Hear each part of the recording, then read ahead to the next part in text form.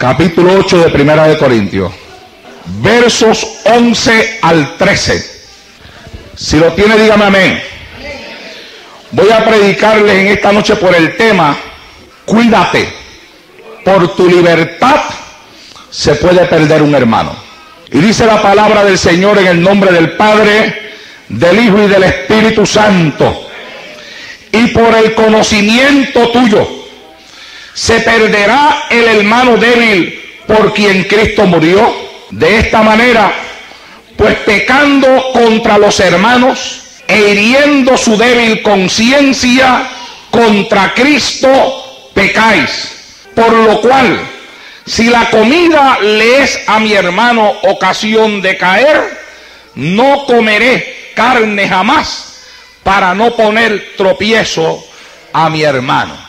Padre, en el nombre de Jesús de Nazaret, Hijo amado, en esta noche voy a predicar, voy a exponer el poderoso mensaje de tu palabra. Te suplico que esta palabra sea palabra de bendición, palabra ungida, palabra saturada con esa unción de tu Espíritu a la cual me tienes acostumbrado, que penetre hasta la profundidad de nuestra alma y de nuestro corazón, trayendo sabiduría, iluminándonos, Señor, en los versículos de tu palabra, los cuales vamos a leer y vamos a pasar en esta hora, Señor, a través de este mensaje. Quita todo lo que no es tuyo, quita todo lo que pueda entorpecer la libre predicación de tu palabra y la libre manifestación de tu Espíritu y la libre adoración de tu nombre en los labios de este pueblo, mientras tu palabra es predicada. Padre mío, predicaré tu palabra y lo haré para gloria y honra de tu nombre, en el nombre de Jesús, Señor.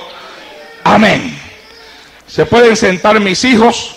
Hace varios días que comencé a darle forma a este mensaje. Lo voy a comenzar a exponer desde este altar en esta noche. Si Dios me permite terminarlo hoy, lo voy a terminar, y si no, lo concluiré entonces el próximo martes, porque el sábado hay un culto diferente aquí en la iglesia y el domingo tengo un mensaje totalmente diferente para predicar.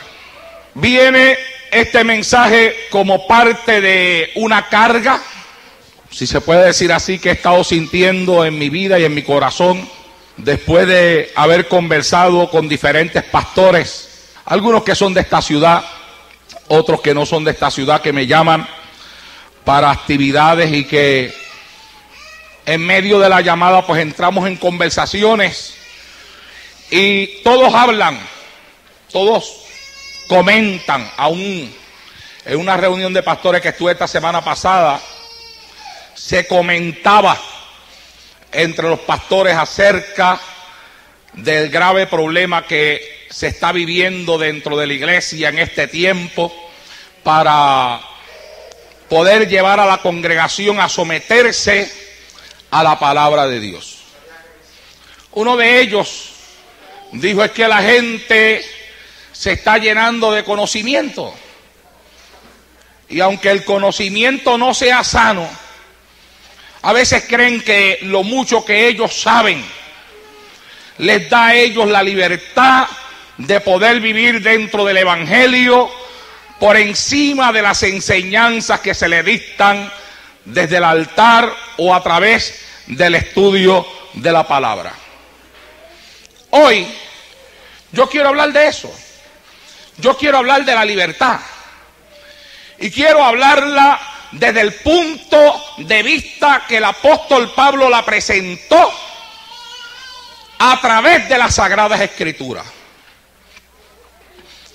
El apóstol Pablo está hablándole en este capítulo exactamente a aquellos que tienen conocimiento, y aquellos que por su conocimiento llegan a la conclusión de que hay cosas que no son malas delante de la presencia del Señor, y que por su conocimiento, por el conocimiento que dicen poseer, después de concluir que hay cosas que no son malas delante de la presencia del Señor, entran en la plena participación y práctica de esas cosas. En este caso en específico, tratado en el libro de Romanos, perdón, en Primera de Corintios, en el capítulo 8, se estaba bregando con un problema que tenía que ver con los alimentos. Con los alimentos que se compraban en la carnicería. Habían hermanos en la fe que consideraban que esos alimentos no se debían de comprar ni se debían de comer en una mesa cristiana.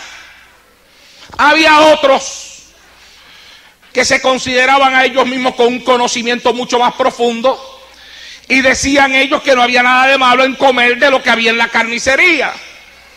¿Cuál era el problema con los alimentos o con las carnes que se servían en la carnicería? Pues el problema era que un animal, antes de que su carne fuera para la carnicería, primero el animal era sacrificado delante de dioses paganos. Después que estos animales eran sacrificados delante de dioses paganos, había veces que se participaba en el mismo lugar donde se ofrecía el sacrificio, el templo, se participaba de esa carne, o si no, se le enviaba a aquellos que se encargaban de vender carne para que hicieran uso de ello y la vendieran al pueblo. Habían hermanos en la fe que tenían el conocimiento de que esto era así. Entonces ellos sentían que no debían de comer de esa carne que se vendía en la carnicería, porque ellos se sentían que comer de esa carne era comer de algo que había sido sacrificado ante los ídolos, y ellos lo veían como si ellos estuviesen participando de la adoración a ese ídolo. Había otros que se consideraban más maduros en el conocimiento de la palabra del Señor, que decían: no hay nada de malo en comer de lo que se sirve en la carnicería, porque el ídolo no es nada, el ídolo no significa nada, decían ellos. Aquí el grande es Dios y los ídolos son obras muertas de hombre. Por tanto, yo puedo participar de esto porque yo no me siento como que estoy sacrificando a un ídolo al participar de este alimento. Y se envolvieron en una discusión entre lo que se podía hacer y lo que no se podía hacer. En si era factible practicar aquello o no era factible practicar aquello. Y los que tenían más conocimiento parece que iban llevando la delantera. Entonces ellos, por su conocimiento, ellos venían y delante de aquellos hermanos que pensaban que no se debía de comer de ese tipo de carne, ellos se sentaban a la mesa a participar de esa carne y lo proclamaban y lo dejaban saber que ellos sí participaban de eso. Y habían hermanos en la fe que se estaban sintiendo turbados por la libertad de aquellos, que se estaban sintiendo ofendidos por la libertad de aquellos, que estaban siendo afectados en su vida espiritual por la libertad de aquellos. El apóstol Pablo decide escribir respecto a ese tema para tratar de corregir un mal. Él comienza diciendo en el versículo número 1: en cuanto a lo sacrificado a los ídolos, sabemos que todos tenemos conocimiento, pero el conocimiento envanece, mas el amor edifica.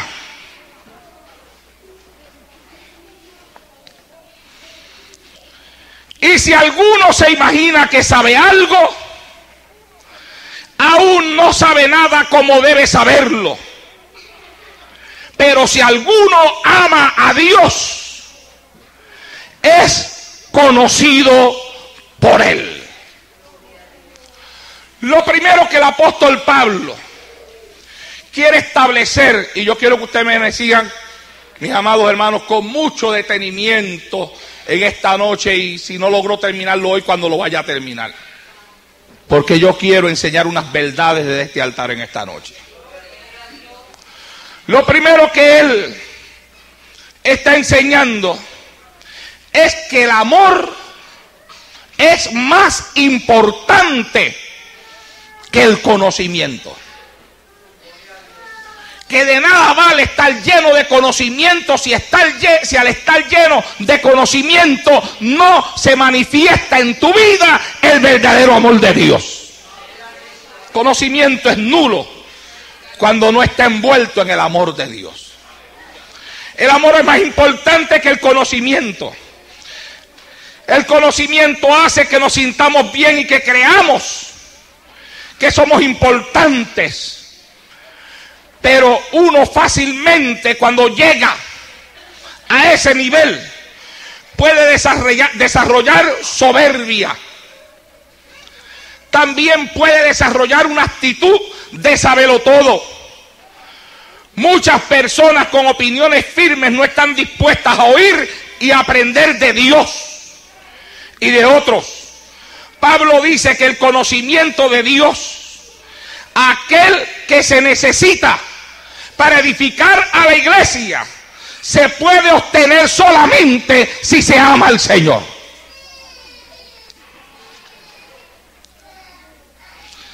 Santiago capítulo 3 versos 17 y 18 dice: pero la sabiduría que es de lo alto es primeramente pura, después pacífica, amable, benigna, llena de misericordia y de buenos frutos, sin incertidumbre y sin hipocresía.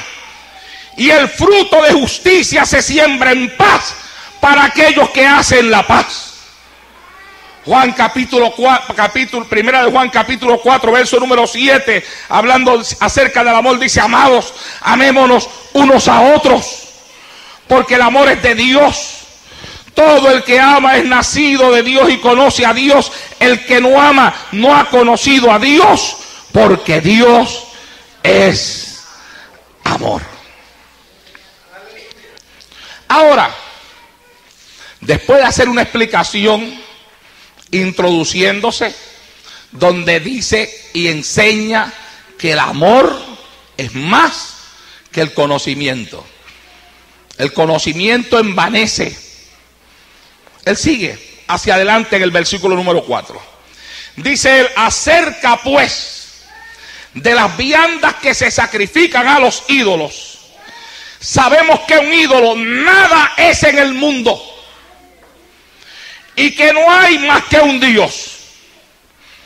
Pues aunque haya algunos que se llamen dioses, sea en el cielo o en la tierra, como hay muchos dioses y muchos señores, para nosotros, sin embargo, solo hay un Dios, el Padre, del cual proceden todas las cosas y nosotros somos para Él, y un Señor, Jesucristo, por medio del cual son todas las cosas y nosotros por medio de Él.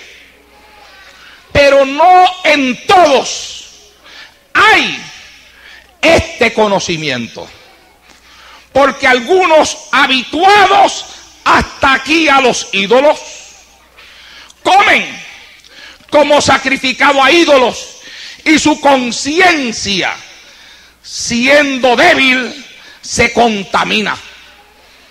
Si bien la vianda no nos hace más aceptos ante Dios, pues ni porque comamos seremos más, ni porque no comamos seremos menos. Pero mirad que esta libertad vuestra no venga a ser tropezadero para los débiles. Ahora, en el verso 4 hasta el verso 9, él desarrolla un poco más su pensamiento acerca de lo que se sacrificaba a los ídolos. Y al desarrollar el pensamiento, lo primero que notamos es que el apóstol está de acuerdo con aquellos que decían que comer las viandas o de las carnes que ponían en la carnicería y que antes habían sido sacrificadas a los ídolos, no era mayor cosa. Porque él decía que aquellos que tenían conocimiento entendían que hay un solo Dios, que hay un solo Señor, Dios el Padre y el Señor Jesucristo. Y entendía que de Él proceden todas las cosas. Y entendían también que la vianda o lo que se sirve en la carnicería ni nos hace más aceptos delante de Dios, más aceptables, quería decir él, delante de Dios, ni menos aceptables delante de Dios. Por tanto, decía él, porque comamos, no seremos más. Ni porque no comamos, seremos menos. Hasta ahí, todo aparenta ir a favor de aquellos que decían, puedo comer de lo que se sirve en la carnicería, porque eso para nada afecta. Porque yo estoy y entiendo que nada me afecta. Al apóstol Pablo escribir, aquellos que a lo mejor comían sin permitir que se siga leyendo la carta, fácilmente se podían virar a aquellos que no comían y decirle a ellos, ¿te das cuenta que se puede comer? Que es una ignorancia tuya lo que tú estás hablando. Ya lo dijo el apóstol, ni porque comamos seremos menos, más, ni porque no comamos seremos menos. Pero él no lo dejó ahí. Él quiere enseñar que aún la libertad tiene un control. Está controlada por la palabra de Dios, como vamos a enseñar en este mensaje. Y más allá, está controlada por el amor que tenemos que sentir hacia el hermano y hacia la hermana que se sienta al lado mío y que no participa de la libertad que tú estás participando.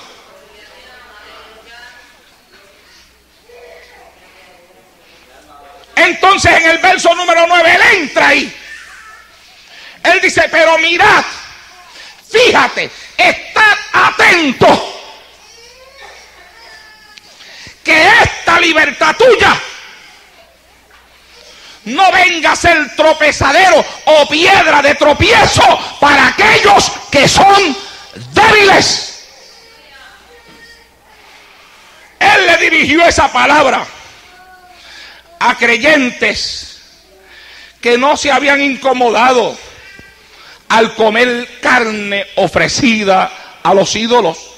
Ellos no se habían sentido mal. Aunque estos no eran reales y el ritual de la ofrenda pagana no tenía sentido, el comer carne de ese tipo ofendía a cristianos de conciencias más sensibles. Pablo decía entonces, por esto, si un hermano es más débil o menos maduro y pudiera interpretar erróneamente mis acciones, se debiera por consideración a esos hermanos evitar comer carne ofrecida a los ídolos. Ya él saca el asunto del tema de si es bueno o no es bueno, de si es malo o no es malo, de si se puede o no se puede. Se salió de ahí. Él entró en algo mucho más importante para él. Él entró en algo mucho más profundo que el conocimiento que algunos dicen poseer.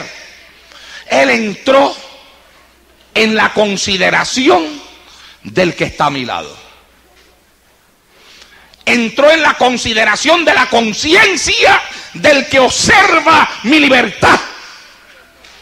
entró en la consideración de la salvación de esa persona que no participa de lo que yo participo, porque considera que es una ofensa delante de Dios. Quiere enseñar él que hay algo mucho más profundo en la relación entre hermanos. Verso 10 en adelante sigue diciendo: porque si alguno te ve a ti que tienes conocimiento, sentado a la mesa en un lugar de ídolos, la conciencia de aquel que es débil no será estimulada a comer de lo sacrificado a los ídolos. Y por el conocimiento tuyo se perderá el hermano débil por quien Cristo murió.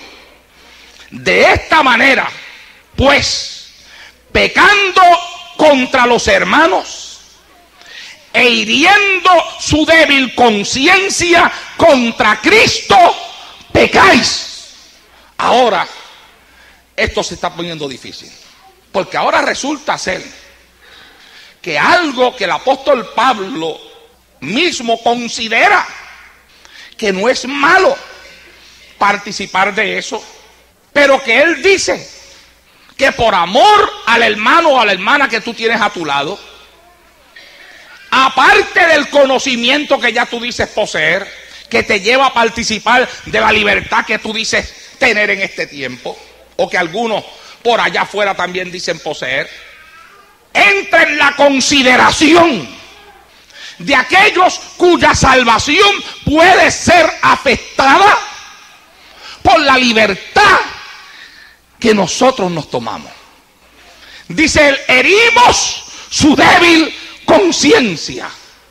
Dice él: y por el conocimiento tuyo se perderá el hermano débil que Cristo murió.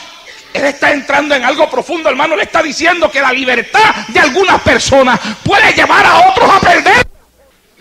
Y está preguntando: ¿tú estás dispuesto a que por tu libertad, a que por tu conocimiento, ese conocimiento que tú dices que te ha hecho libre para participar de un montón de cosas, tú estás dispuesto a que por causa de ese supuesto conocimiento que envanece tu razonamiento, se pierda el hermano débil por quien Cristo murió? Y él explica: porque si cuando tú te sientas a la mesa a comer de los ídolos, un hermano débil de conciencia te ve y también se sienta a comer, pero él come con una conciencia pecaminosa, sintiendo que lo que está haciendo es pecado, su vida espiritual va a ser afectada. Y dice el apóstol Pablo: y si por tu conocimiento se pierde el hermano débil por quien Cristo murió, de esta manera pues, pecando contra los hermanos e hiriendo su débil conciencia contra Cristo, pecáis. Entonces lleva a la persona que participa de su libertad, sin tener en cuenta quién es afectado por la libertad que está manifestando, le dice que está ¿en qué? En pecado. Le dice que contra Cristo está pecando el que hiere la débil conciencia del hermano por causa de su conocimiento y lo lleva inclusive a la perdición. Y él dice en el verso número 13: por lo cual, si la comida le es a mi hermano ocasión de caer, no comeré carne jamás, para no ponerle tropiezo a mi hermano. La libertad cristiana, hermano, no significa que todo es permitido.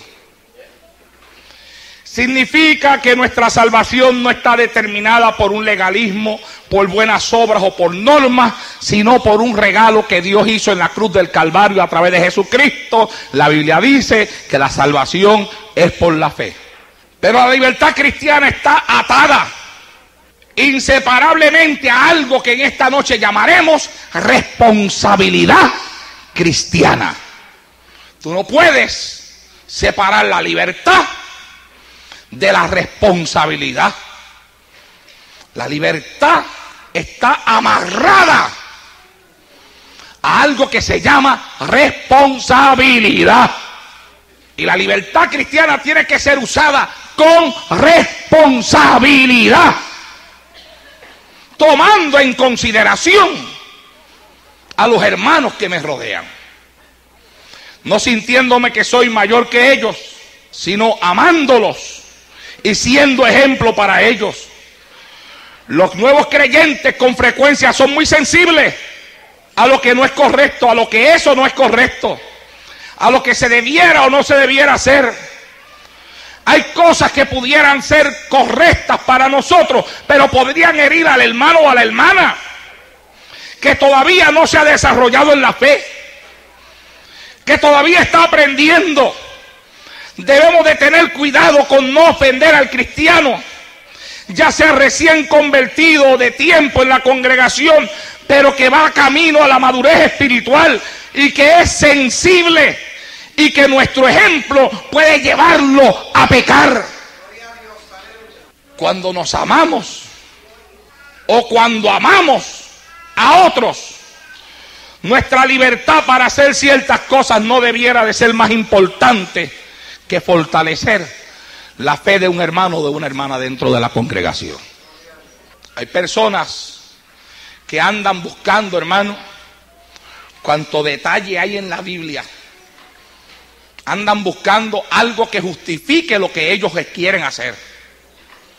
Y cuando ellos creen que han encontrado algo que justifique la vida que ellos quieren vivir y justifique lo que ellos quieren hacer, ellos toman eso que encontraron como una muleta, se apoyan sobre de eso y se entregan entonces a la práctica de aquellas cosas que ellos ya creen por su conocimiento que pueden practicar.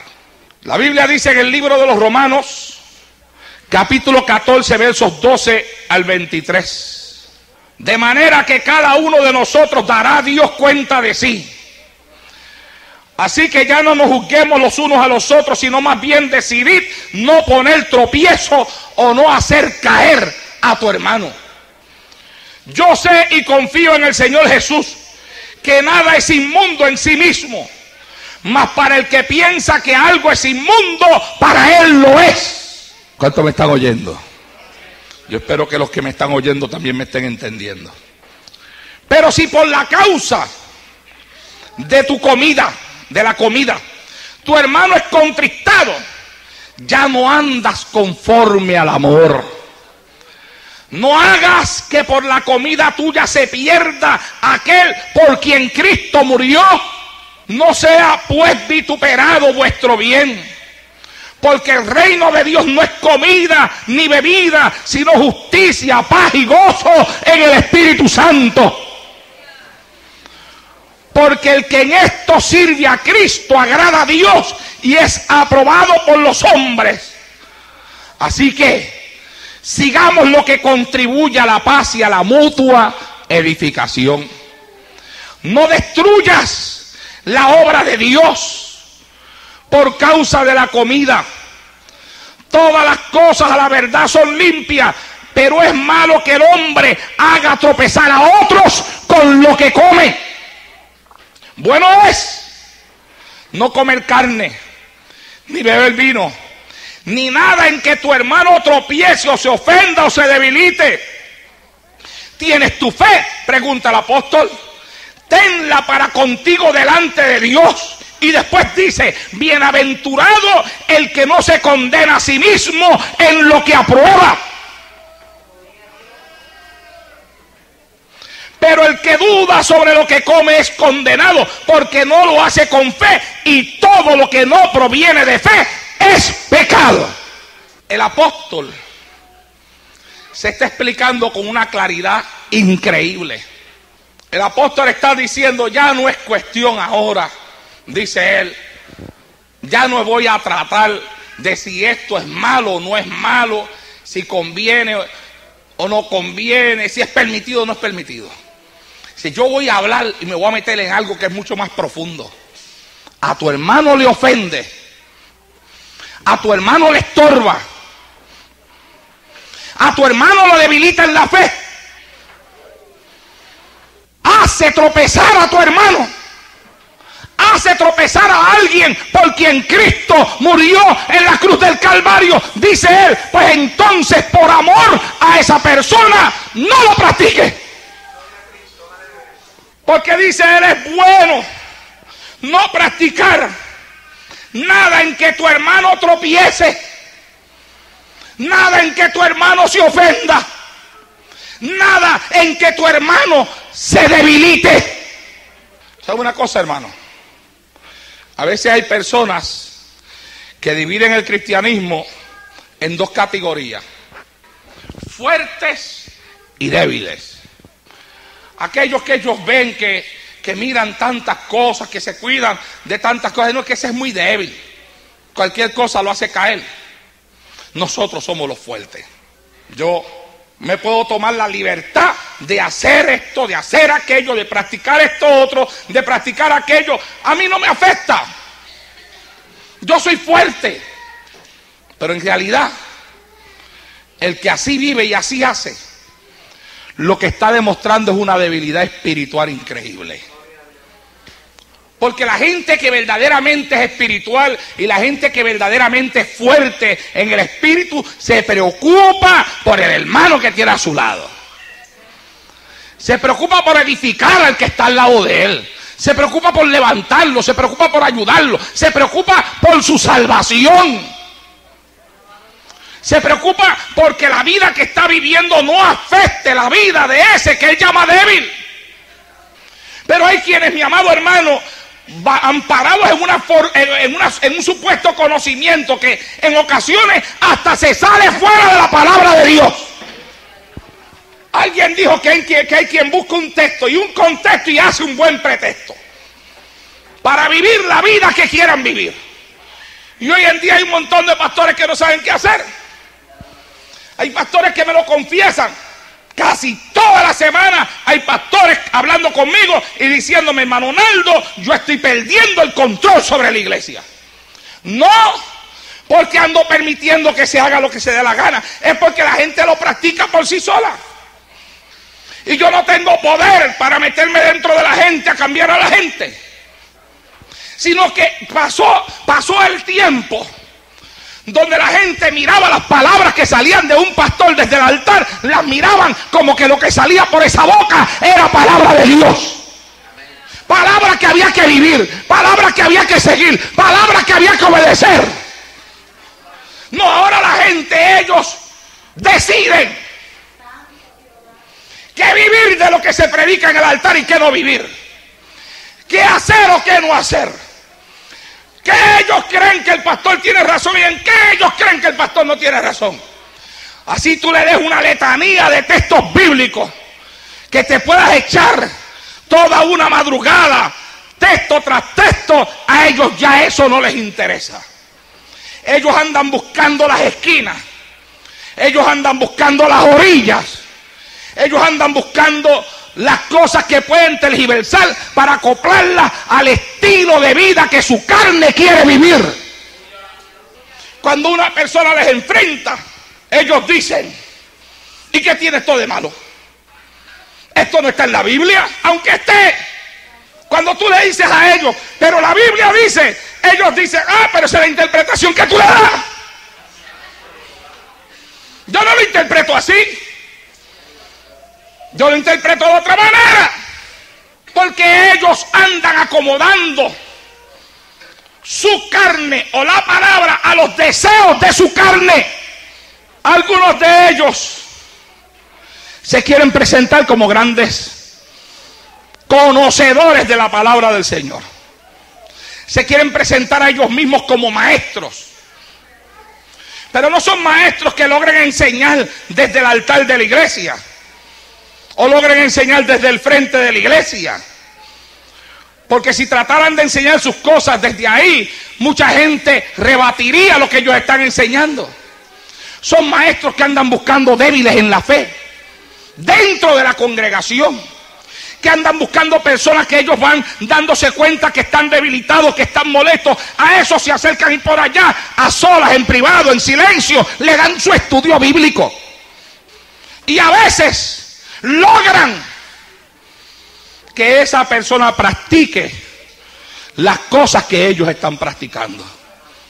Pero resulta ser que después de que esa persona ha practicado las cosas que ellos están practicando, no se siente tan bien como se siente aquel que dice que lo hace y no siente nada, sino que ellos se sienten afectados espiritualmente, se sienten que han faltado contra el Señor, comienzan a decaer en su vida de oración, comienzan a decaer en su vida espiritual, comienzan a ir para atrás y para atrás y para atrás y para atrás, y hay algunos que se van hasta el mundo.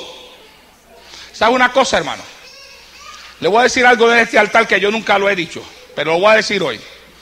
Aquí hay gente que se han descarriado de esta iglesia, que están en el mundo ahora mismo, que cuando yo los fui a visitar, ellos me dijeron a mi hermano Naldo, le voy a hablar con sinceridad. Hubo una persona en la congregación que con las palabras que me habló me hizo daño. Y yo le he preguntado, ¿y quién? Y hasta me han dicho. Y me han dicho también lo que les han dicho. Y me han dicho también cómo ellos han empezado a escuchar a esa persona, escucharla, hasta que al final su vida espiritual se vio afectada. Comenzaron a dejar de orar, comenzaron a dejar de ayunar, comenzaron a dejar de buscar el rostro de Dios y terminaron en el mundo. El asunto es que esas personas están en el mundo todavía, y la persona que ellos dicen que supuestamente les llenó la cabeza, los llevó a hacer cosas que no estaban en el corazón de ellos, todavía está en la iglesia, pero ellos están en el mundo. Pues a esos que con su actitud y con su libertad y con su supuesto conocimiento lanzan a otros al mundo, la Biblia a través del apóstol Pablo le dice: cuando tú con tu libertad hieres la conciencia de un hermano débil en la fe y lo llevas a pecar contra Dios, tú mismo has pecado contra Dios. Porque dice el apóstol, porque al herir la conciencia del hermano, contra Cristo has pecado. Trabajando sobre este tema, me encontré con un bosquejo en una Biblia de estudio y lo quise pasar. Hermanos fuertes y débiles se llama el bosquejo. Consejo al hermano fuerte: no te enorgullezcas de tu madurez, no presumas de tu libertad, actúa con amor al grado que no hagas tambalear al que es débil.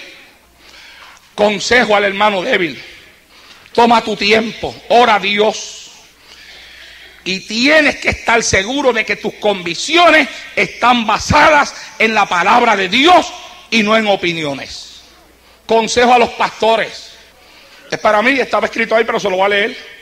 Enseñe correctamente la palabra de Dios.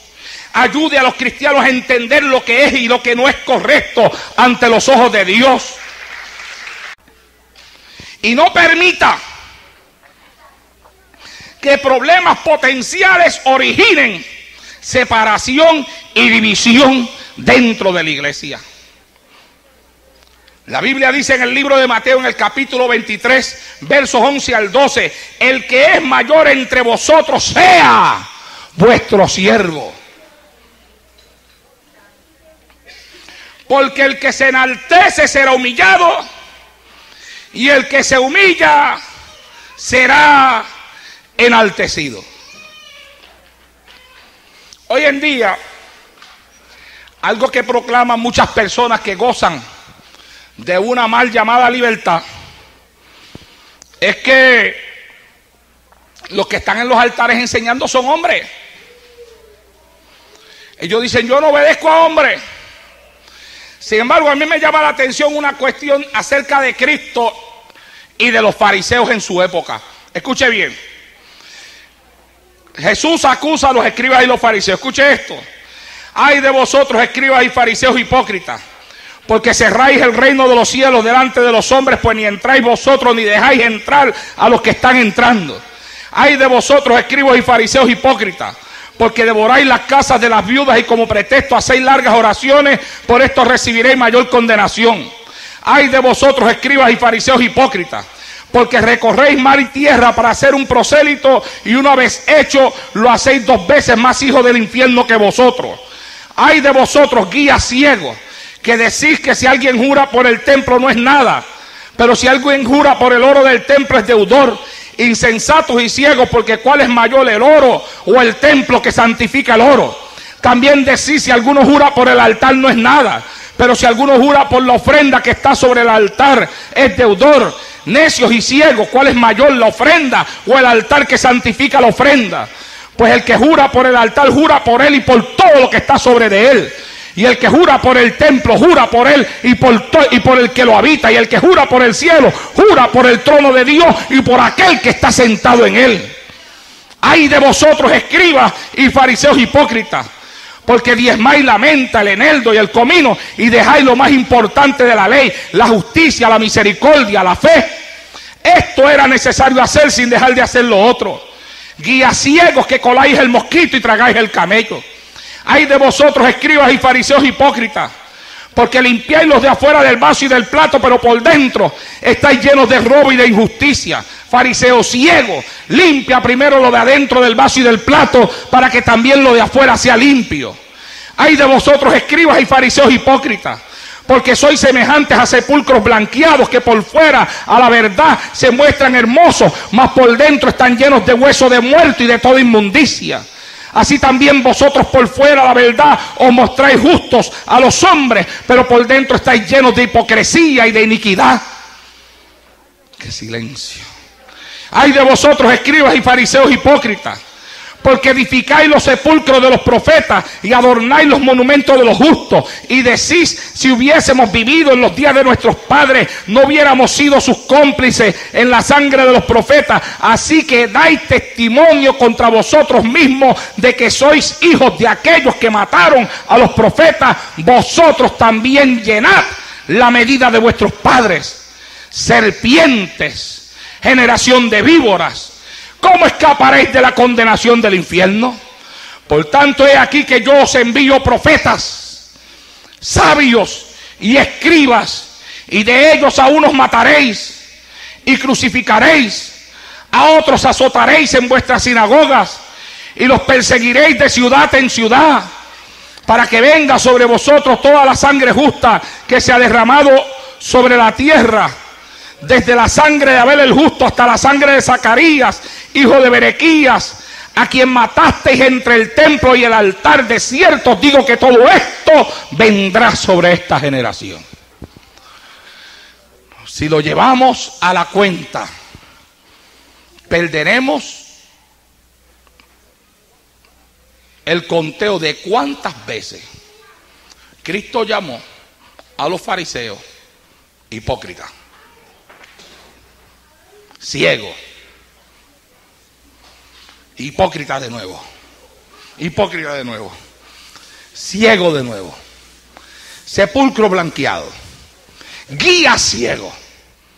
Cuando tú te encuentras que el Señor tiene unas palabras tan duras para los que eran los líderes religiosos de su tiempo, lo próximo que tú puedes esperar es que el Señor le diga a ese pueblo: no los obedezcan, porque son hipócritas. No los obedezcan, porque son guías ciegos. No los obedezcan, porque son sepulcros blanqueados.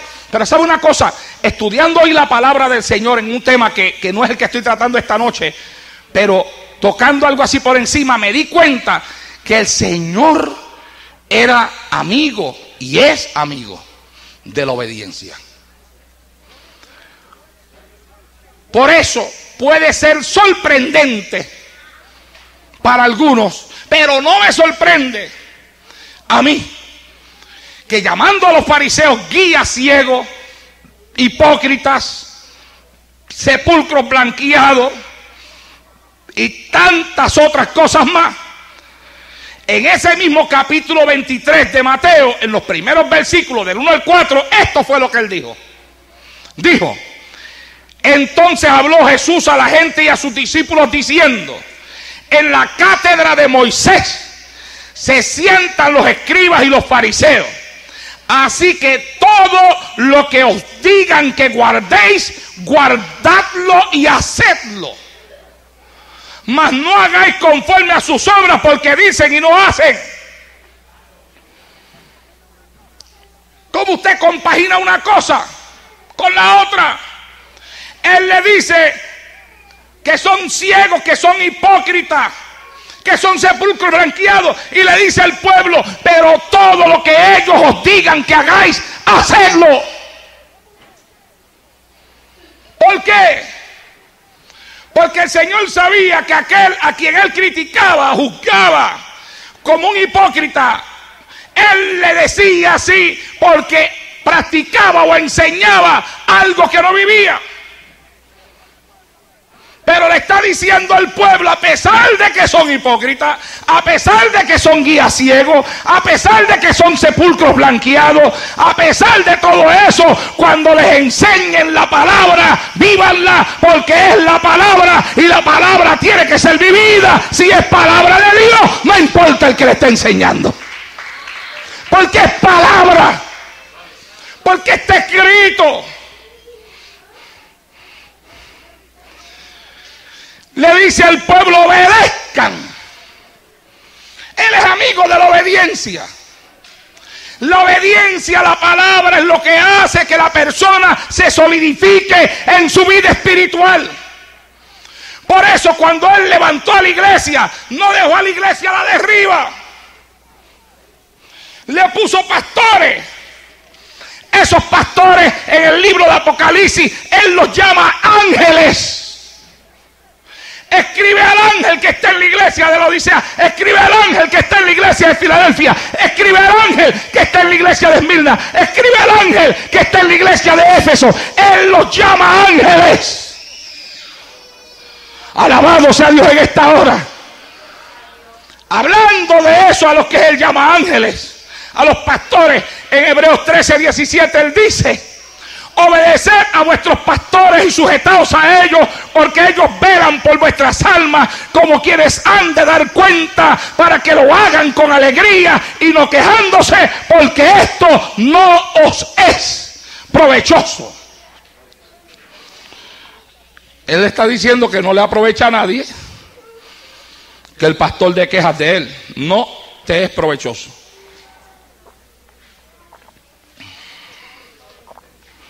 El apóstol Pablo enseña, libro de Romanos: nadie se crea ser más de lo que es. Romanos capítulo 12, verso 3. Digo pues, por la gracia que me es dada, a cada cual que está entre vosotros, que no tenga más alto concepto de sí que el que debe tener, sino que piense de sí mismo con cordura, conforme a la medida de fe que Dios repartió a cada uno. Es importante tener autoestima. No lo podemos tener en poco, pero tampoco debemos sobreestimarnos a nosotros mismos y pensar que somos más de lo que somos. Y hay quienes han llegado a creer que son más de lo que realmente son. Y por eso es que humillan, pisotean y aplastan a otros con lo que ellos llaman conocimiento. Lamentablemente, conforme a la experiencia de muchos pastores hoy en día y a la experiencia del apóstol Pablo en el libro de los Romanos, en el cual hemos estado leyendo en la noche de hoy, habían personas que por su conocimiento comenzaron a practicar una serie de cosas que ellos entendían que no estaba mal. Pero ya no les interesaba el hermano o la hermana que estaban sentados al lado de ellos. No les interesaban ya ni los que se afectaban, los que se veían afectados por la libertad que ellos se tomaban. Eso es lo mismo que está pasando en la iglesia hoy en día. Hoy en día hay muchas personas que están, amados hermanos, usando una llamada libertad proveniente de un supuesto conocimiento para practicar y para hacer muchas cosas y para proclamarlo a viva voz. Por ejemplo, hay quienes en la llamada libertad en Cristo, yo soy libre en Cristo, proclaman algunos. En esa llamada libertad en Cristo, ellos se sienten libres para vivir vidas de poca oración. Y lo proclaman. Ellos dicen, yo no sé por qué dicen que hay que orar tanto. Yo casi no oro y nunca me ha pasado nada. Yo casi no oro y siento la bendición de Dios. Yo casi no oro y me siento cerca del cielo. Yo no voy a juzgar, amado hermano, la vida de oración de nadie en este mensaje. Ni voy a juzgar si lo que esa persona dice es cierto o es falso. Si una persona casi no ora y siente la bendición de Dios, óigame, le felicito. Si una persona casi no ora y se siente cerca del cielo, óigame, congratulations. Si una persona casi no ora y se siente cerca del cielo, usted es un caso tremendo.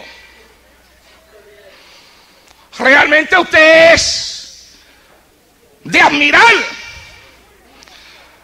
Pero aún si fuera cierto eso, que yo le doy a usted en esta noche el beneficio de la duda, usted no puede ir proclamando eso delante de los demás. Porque puede haber una persona, puede ser que usted diga que usted con poca oración, usted puede vivir su vida cristiana y usted puede reprender las tentaciones y puede pelear con los demonios, aunque no ora mucho. Tremendo. No, tremendo, le digo, yo no salgo de mi sorpresa. Yo estaré atento cuando le entreguen a usted ese trofeo que le van a entregar en el cielo por lograr tanto con tan poca oración. Pero cuidado, cuidado con que usted con ese supuesto conocimiento que posee se vaya por ahí a estarle diciendo a otro, no muchachos, si no hay que orar tanto, yo no oro y mira, hablo 30,000 lenguas. Póngale que es verdad, que usted es lo suficientemente fuerte como para con poca oración mantenerse apartado de tanta cosa que hay por ahí sobre esta tierra. Pero tal vez el hermano que está al lado de usted no es tan fuerte como usted. A usted a lo mejor con media hora de oración le da, pero él necesita 3 horas para poder vencer lo mismo que usted no está venciendo. A lo mejor las tentaciones de él son más fuertes que las suyas, las batallas de él son más grandes que las de usted, y usted con su mal consejo, con esa mala actitud de estar echándoselas delante de él, de una vida espiritual que no existe, aleluya, usted pueda llevarlo a él a decaer en su vida de oración y a decir, bueno, pues no es tan importante orar. ¿Por qué tengo que estar 3 horas orando cuando el hermano fulano de tal ya me dijo a mí que ora nada más que media hora y con eso le da? Pues yo voy a usar media hora para orar y el resto lo voy a dedicar a otras cosas que necesito hacer, y al mes a lo mejor ya está descajeado. ¿Por qué? Puede ser que aquel con media hora le dé, y puede ser que a esa persona 3 horas le sean pocas. ¿Sabe una cosa, hermano? Todos ustedes saben que yo no tengo televisor en mi casa. Hay quienes se sienten libres para tener la televisión,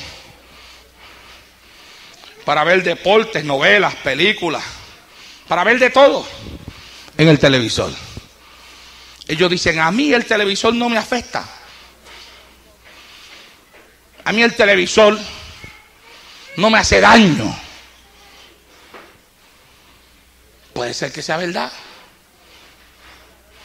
Yo tomé la decisión de no tener televisor cuando acepté a Cristo como Salvador de mi alma. Después me casé y decidí no llevar un televisor a mi casa. Lo decidimos juntos. Después empecé a pastorear. Y un día vino un hermano de la iglesia que pastoreábamos en Puerto Rico y nos tocó a la puerta. Cuando yo abrí la puerta, ahí estaba él con un televisor. Yo le dije a él, ¿qué pasó, hermano? Me dice, pastor, yo quiero entregarle a usted mi televisor. Haga con él lo que usted quiera hacer. Yo sé que usted no quiere televisor en su casa. Si usted lo quiere romper, rómpalo. Eso fue lo que hice. Pero me dijo, yo se lo entrego, pastor, porque yo soy uno de los que si tengo televisor en la casa se pierde. Porque yo todo lo que veo en televisor es lo que a Dios le desagrada. Eso es lo que me llama la atención. Y yo quisiera salir de este televisor. Porque este televisor es el que me roba a mí mi vida espiritual. Es el que en vez de pasar tiempo orando, me lo paso sentado frente a él. Comenzó a hablarme con el corazón tocado. Y cuando yo cogí aquel televisor que él se fue, le dije a mi esposa, ¿sabe una cosa, Tita? Por amor a él, al hermano que es de nuestra iglesia, nunca tendré un televisor en mi casa. Porque no quiero que nadie me use a mí como una excusa para tenerlo. No quiero que nadie diga, si el pastor lo puede tener, yo lo puedo tener. Porque puede ser que yo sí lo pueda tener. Yo a veces les he contado a ustedes aquí, mismo predicando en este altar, cuando he estado en hoteles y he prendido el televisor y he visto cosas de las cuales he sacado un mensaje. Tal vez yo sí lo pueda tener. Tal vez yo sí pueda tener el control para no ver lo que no se debe de ver y para controlar lo que se ve ahí. Pero mis hijos tendrán ese mismo control que tengo yo. El hermano o la hermana que va a mi casa, que dice, pero si el pastor puede tener un televisor, yo también lo puedo tener. Pero a lo mejor él va a ver en el televisor lo que yo no veo. ¿Cuánto me están entendiendo? Entonces yo tomé una decisión. Por amor primero a aquel hermano. Y después por amor a los hermanos de cualquier congregación donde yo pastoreé. No tendré televisor en mi casa. Lo hago no porque crea que me afecta a mí. Lo hago porque no quiero que haya gente a las cuales el televisor le afecte, que me tengan a mí como una excusa para tenerlos y que la libertad mía pueda ser ocasión para ellos de caer de la gracia de Dios. Senda mía es. Hay quienes se sienten libres para faltar a la iglesia. Ellos faltan por cualquier causa. Cualquier cosa es una excusa para faltar. Después se lo dicen a otros. Hay personas que a veces dicen, no, yo no sé por qué dicen que si uno no va a la iglesia, que si uno se vacía, que si uno no tiene, se vacía del Espíritu Santo. Mira, yo casi no voy a la iglesia y la bendición siempre está ahí. Cuando entro por la puerta de la iglesia, rápido me enchufo. Quedo conectado. A su nombre. Se lo dicen a otros. Vuelvo y repito, óyeme, maravilloso, tú eres un general de 4 estrellas. Te felicito. A mí me hace falta venir a la casa de Dios. Yo no gozo de eso que tú gozas, de que puedes estar sin venir a la casa del Señor y no te hace falta. A mí me hace falta la casa del Señor. A mí me hace falta el altar. A mí me hace falta predicar. Aleluya. Por eso que usted ve que después de que hace unos domingos atrás, para ser más exacto, el día de resurrección, sentí que un toque de sanidad llegó a mi cuerpo y usted ve que todavía no le he querido soltar este micrófono a nadie. Es que estoy disfrutando esto y lo estoy disfrutando porque a mí esto me hace falta. Shalaba aquí vasaya soa. Puede ser que sea verdad que a ti no te haga falta. Te doy en esta noche para ti el beneficio de la duda. En toda corte, a todo acusado se le da el beneficio de la duda hasta que se le pruebe que es culpable. Tienes el beneficio de la duda para hoy es tu día, beneficio de la duda para ti. Pero a lo mejor al lado tuyo hay uno que no solamente necesita estar en la iglesia martes, jueves, sábado y domingo, sino que necesita estar en la iglesia lunes, martes, miércoles, jueves, sábado y domingo. Porque los días que hay por el medio a él le afectan.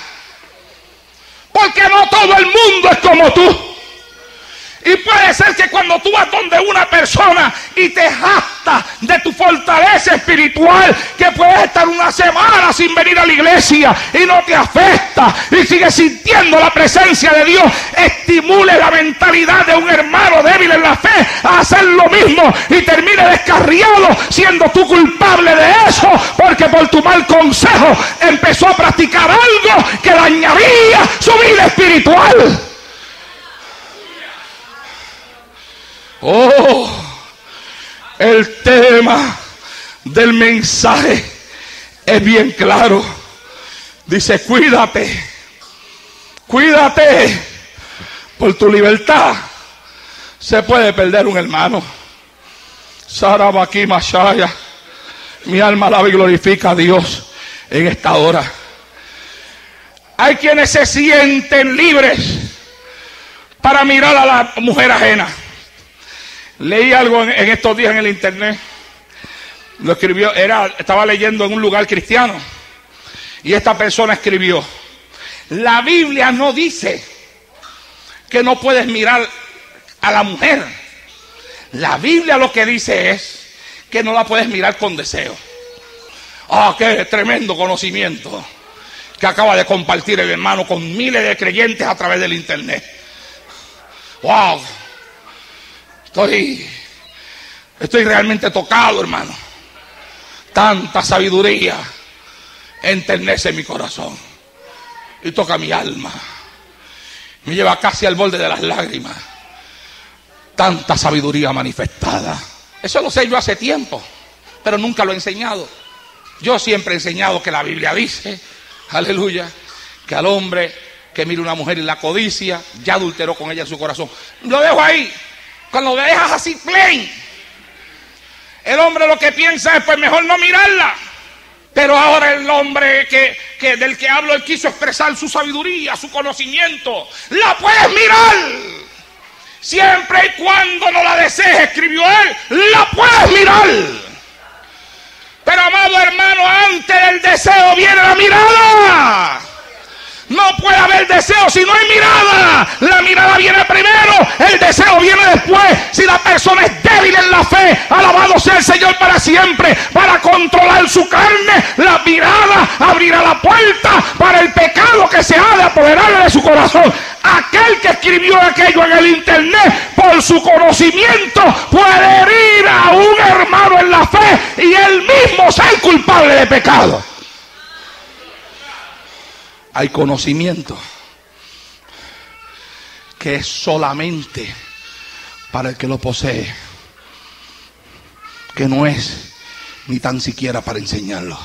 No todo lo que se conoce se enseña. Hay cosas que son para ti. Hay quienes se sienten libres para hablar lo que quieran, como quieran y donde quieran. No se cuidan. No miran a quién tienen al lado. Cuando la lengua se les suelta, ellos hablan lo que quieren, como quieren y donde quieren. Ellos no están pendientes al que está escuchando. Ellos no están atentos hacia aquel a quien le están hablando es una persona madura en la fe. Ellos no están atentos a si su comentario puede afectar a una persona, puede debilitarle en la fe, puede llevarla a descarriarse, puede llevarla a quedarse en la casa. Alabado sea el Señor para siempre. No están pendientes a nada de eso. Ellos sencillamente hablan lo que quieren, como quieren y cuando quieren. No están pendientes a nada. Ellos dicen que ellos tienen la libertad. Yo soy hijo de Dios, dicen algunos. Yo soy hija del Señor, dicen otros. Yo tengo conocimiento de la palabra. Hay quienes van más allá. Hay quienes dicen: yo soy hijo de un pastor. Yo soy hermano de un misionero. En mi familia hay un montón de gente que le sirven al Señor. Yo nací dentro del Evangelio. Y ellos creen que porque son hijos de pastores, porque son criados en el evangelio, porque tienen yo no sé ni amistad con quienes, pueden soltar la lengua como les dé la gana, sin estar atentos hacia que aquel al que le están hablando es un hermano que puede ser afectado, una hermana que puede ser afectada por las palabras que salen de su boca. No todo se habla, no todo se comenta, no todo se dice. Hay que cuidarse de no afectar la conciencia de alguien debilitado que esté al lado nuestro. En eso hay sabiduría. Otros se sienten libres para ir a visitar iglesias sin permiso, para meterse en lugares y con personas que a la iglesia se le ha dicho que no lo hagan, pero ellos se sienten libres. Ellos dicen esto no es malo y se lo dicen a otros. Yo lo puedo hacer. ¿Qué hay de malo en esto? Para empezar, mira, la Biblia enseña que la desobediencia es pecado. ¿Qué había de malo en comerse un fruto de un árbol? Nada. ¿Qué hay de malo en comerse una fruta? Nada. ¿Qué era lo que hacía malo comerse la fruta? Que Dios dijo no te la comas. El mandamiento es lo que crea la desobediencia, y la desobediencia es pecado. El mandamiento dice obedecer a tu esposo, hijos, obedecer a vuestros padres, y congregaciones, obedecer a vuestros pastores. Si eso no estuviera ahí, no habría pecado. Vamos a borrarlo, pero está ahí. Entonces, pastor dio una instrucción, desobedeciste, es pecado. Desobediencia es pecado. Pero vamos más allá. Vamos al pecado que la desobediencia causa contra nuestros hermanos en la fe. Cuando yo le hablo a una persona, y eso yo lo viví en mi propia carne, hermano, en Puerto Rico, en la iglesia en la que yo fui miembro. Habían unos jóvenes que Dios los estaba levantando, pero de una forma maravillosa, predicando la palabra con una unción tremenda. Bueno, recibían invitaciones a predicar de la misma forma que las recibía yo también. Todos nos levantamos en la misma época, hasta que hubo un grupo de hermanos que les dio con irse a meter en otro lugar, donde decían que había un gran avivamiento, pero eran bien liberales. Se permitían un montón de cosas que en nuestra iglesia no se permitían. Después venían de allá para acá, dramatizándolo todo. ¡Ah! ¡Qué avivamiento! Que si esto, que si pasó esto y aquello. Óyeme, y tratando de metérsela a la gente por la cabeza. Gracias a Dios conmigo nunca lo lograron. El pastor prohibió desde el altar que ese lugar se fuera a visitar, y yo nunca lo visité. Hasta el día de hoy nunca lo he visitado, nunca fui. Pero otros se fueron.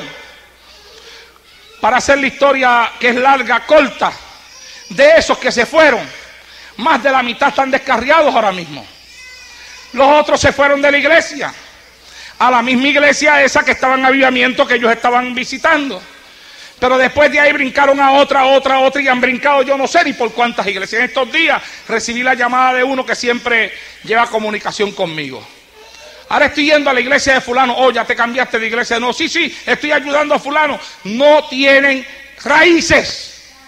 Están sin raíces, hermano. Sin raíces.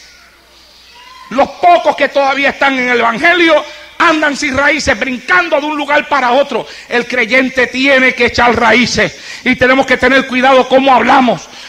Nuestra forma de hablar puede llevar a un hermano en la fe a desobedecer a la iglesia, a desobedecer al pastor, desobedecer la doctrina de la congregación. A lo mejor a ti no te afecta, pero a él sí. A lo mejor a ti no te afecta, pero a ella sí. Alabado sea Dios para siempre. A lo mejor tú dices que tú no te pierdes, pero puede ser que él se pierda. Estoy hablando de la libertad que hace daño. Estoy hablando de que no podemos tomarnos una libertad que pueda afectar al hermano y a la hermana que está a nuestro lado. Ahora no estoy hablando de si las cosas son pecado o no son. Si son pecado o no lo son, lo voy a hablar otro día. Hoy estoy hablando como que las cosas no son pecado, pero que sin serlo pueden afectar a la persona que está a mi lado. Y para él sí son pecados. Y la Biblia dice que si yo hago eso, si yo afecto con mi comportamiento y con mi actitud a un hermano por el cual Cristo murió, yo peco. Dice, contra Cristo estoy pecando. Hay quienes se sienten libres para desobedecer las doctrinas de la iglesia. Se pintan la cara, se sacan las cejas, se cortan el pelo, dicen que son las puntas, pero ya el pelo no se sabe a dónde va a llegar de tantas puntas que se cortan. Se pintan el pelo, se pintan las uñas. Mujeres adultas ya que el pelo lo tenían blanco y ahora lo tienen negro. Hombres que el pelo lo tenían blanco y ahora lo tienen negro. Hello. Después que se cortan el pelo, algunas hermanas se hacen diferentes tipos de peinado para que no se le note mucho el corte que se dieron. Quieren jugar con el entendimiento de uno. Quieren jugar con la capacidad de uno. Quieren jugar con la mente de uno. No entienden que cuando ellas venían ya no uno iba. Que uno sabe más que eso. Ahora la gente dice, no, es que esto no es malo. Dice, yo no siento que yo estoy faltándole a Dios con esto.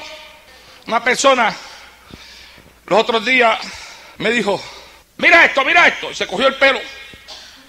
¡Fua! Lo bajó así. Y se subió y el pelo le cubrió el rostro. Me dijo, ¿qué es un velo? ¿Para qué se usa el velo? Le dije, para cubrir el rostro. Entonces me dijo, entonces esto es un velo porque me está cubriendo el rostro. Yo le dije, es verdad, te está cubriendo el rostro. Volvió y se lo tiró para atrás. Y ahí le llegó hasta donde se lo tenía cortado. Todavía le cubre el rostro. Es velo. Pero yo le dije, la respuesta te la voy a dar desde el altar de la iglesia. Desde el altar de la iglesia. Y me aproximo a esa respuesta. Hay quienes toman la libertad fundamentada en un supuesto conocimiento que poseen para tratar de transformar la doctrina de una congregación. Tú no puedes cambiar la doctrina de una iglesia. La doctrina está establecida para vivirla, y para que aquella persona que no la quiere vivir, para eso es que hay un montón de iglesias por allá donde se puede vivir como a uno le da la gana.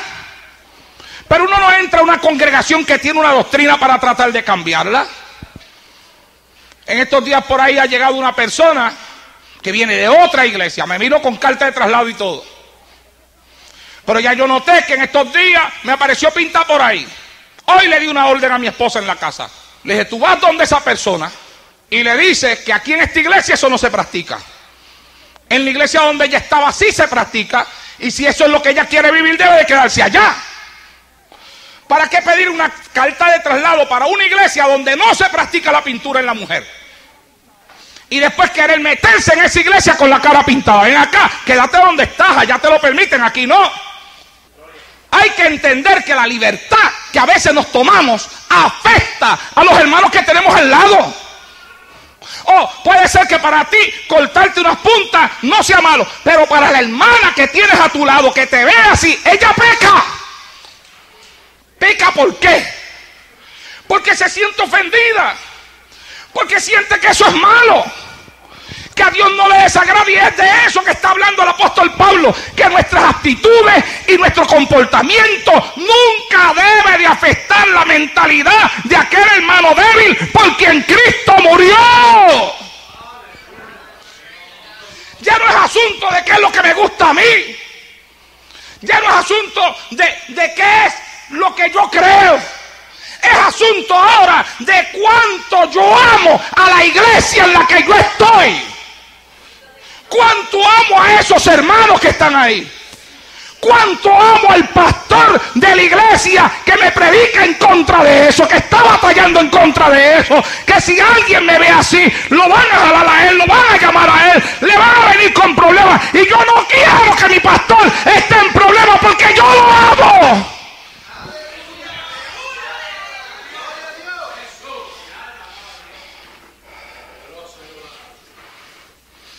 Hay quienes se sienten libres para enseñar a sus hijos a desobedecer. Hay padres que enseñan a sus hijos a desobedecer las doctrinas de la iglesia. Usted enseña que una criatura, por ejemplo una niña, no debe ponerse pantalones, pero ellos le ponen pantalones a las niñas desde que son chiquitas.